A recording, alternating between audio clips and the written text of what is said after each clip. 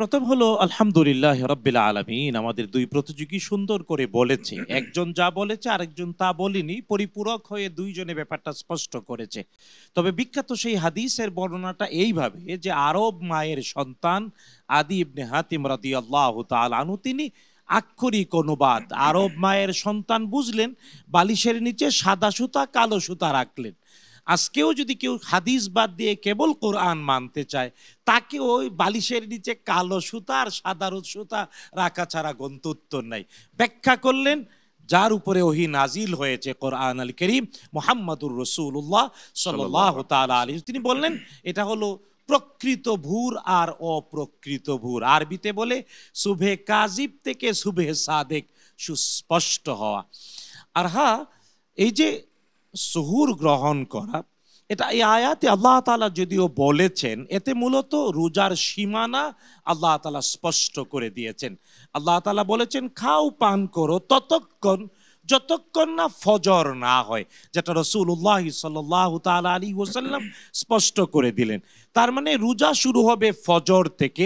আল্লাহ নিজেই পরে বলেছেন সুম্মা আতিম্মুস সিয়ামা ইলাল লাইল, তারপরে সূর্য অস্ত যাওয়া পর্যন্ত রোজাকে টেনে লম্বা করো। আর হ্যাঁ, এই সুহুর গ্রহণ করাটা শরঈ হুকুমে কেবল সুন্নাহ, এটা ফরজ নয়, ওয়াজিব নয়, তবে এটা শেয়ার। শেয়ার কেন?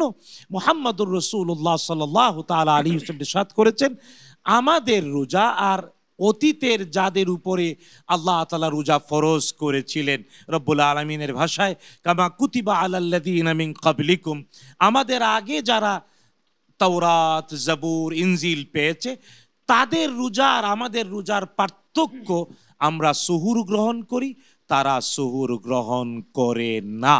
তাই আমাদের বৈশিষ্ট্য সুহুর গ্রহণ করা।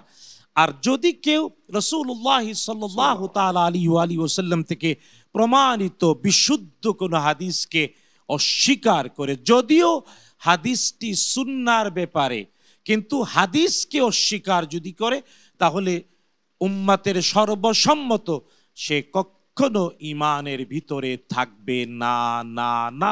ইসলাম ভঙ্গ হয়ে যাবে, ঈমান থেকে বের হয়ে যাবে। আল্লাহ তাআলা আমাদের হেদায়েত নসিব করুন। حدثنا حدثنا حدثنا حدثنا حدثنا